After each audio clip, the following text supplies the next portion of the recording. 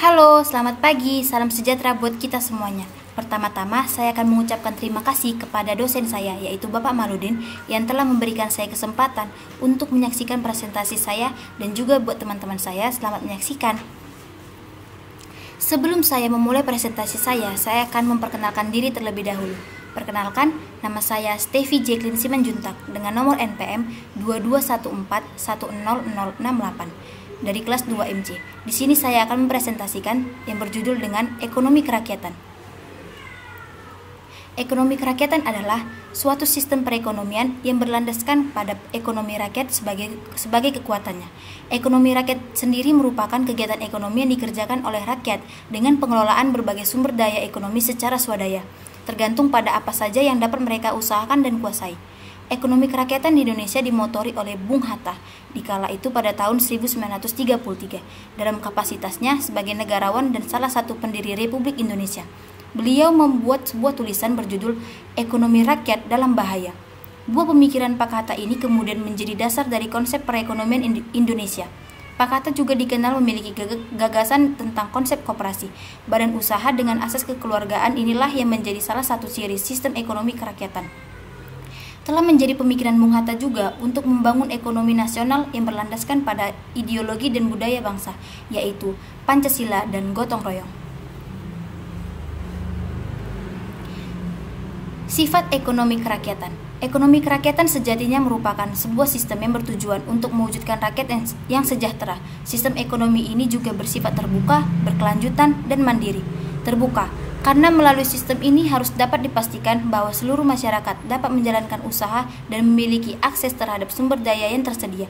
Berkelanjutan, artinya kegiatan ekonomi yang dilakukan masyarakat dapat terus berlangsung tanpa mengorbankan masa depan dan masyarakat sendiri dalam skala yang lebih luas. Mandiri, karena masyarakat melakukan kegiatan ekonomi dengan memanfaatkan sumber daya lokal yang tersedia dan fokusnya untuk mencukupi kebutuhan sesamanya pula.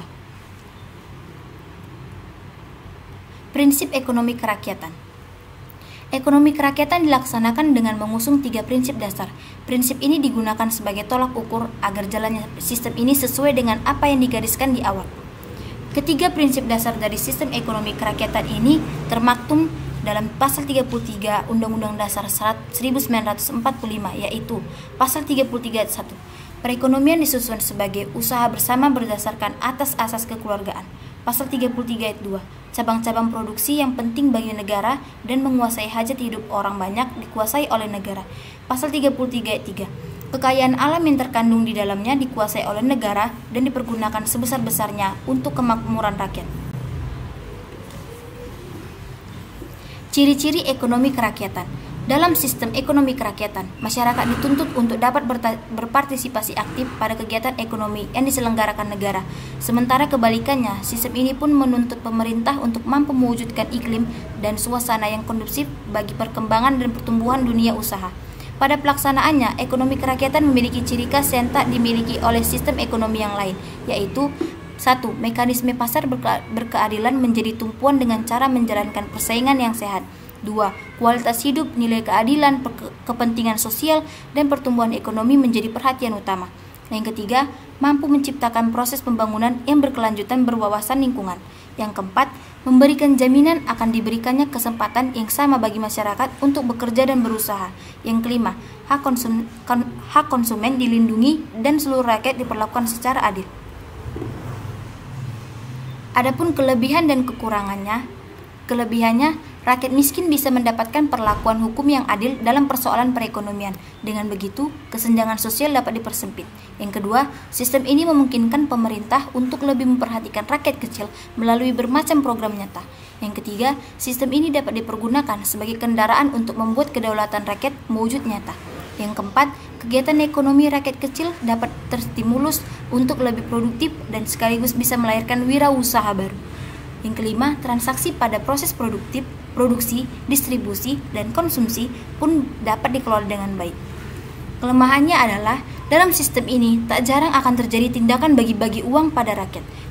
Bagi pihak manapun, praktik ini tidak menguntungkan, termasuk bagi rakyat yang menerimanya. Mengapa? Karena nantinya mereka menjadi tidak mandiri, tidak mau berusaha sendiri. Lebih jauh, aksi tersebut dapat mengakibatkan koperasi serta UMKM menjadi menjadi memiliki ketergantungan dalam daya saing pada suatu mekanisme pasar tertentu. Kurangnya pemahaman rakyat perihal investasi sehingga mengakibatkan kemiskinan berlangsung lama dan status ekonomi berputar sangat lambat. Pemerintah tidak mendukung secara optimal, kendati peran mereka sangat penting, sehingga pada akhirnya peran pemerintah menjadi tidak dominan. Yang terakhir, sistem ekonomi kerakyatan mengharuskan ketatnya pengawasan, karena jika pengawasan melonggar, korupsi rawan sekali terjadi. Adapun kesimpulan yang dapat kita petik dari ekonomi kerakyatan adalah paradigma ekonomi yang dipergunakan Hatta telah mendorong dan memotivasi umat manusia untuk menciptakan suatu tatanan ekonomi dunia baru yang berdasarkan ketuhanan yang Maha Esa, yang berorientasi kepada manusia dan kemanusiaan, serta menjunjung tinggi nilai-nilai keadilan dalam mewujudkan kesejahteraan. Aturan main sistem ekonomi kerakyatan yang lebih ditekankan pada sila keempat, kerakyatan yang dipimpin oleh hikmat, kebijaksanaan dalam permusyawaratan perwakilan, menjadi slogan baru yang diperjuangkan sejak reformasi. Melalui gerakan reformasi, banyak kalangan 148 berharap hukum dan moral dapat dijadikan landasan pikir dan landasan kerja. Sistem ekonomi kerakyatan adalah sistem ekonomi yang memihak pada dan melindungi kepentingan ekonomi rakyat melalui upaya-upaya dan program-program pemberdayaan ekonomi rakyat. Sistem ekonomi kerakyatan adalah subsistem dari sistem ekonomi Pancasila yang diharapkan mampu meredam akses kehidupan ekonomi yang liberal dan mampu membawa kesejahteraan secara merata. Baiklah, sekian dari presentasi ini saya sampaikan. Jika ada salah kata saya mohon maaf dan saya pamit undur diri. Sekian dan terima kasih.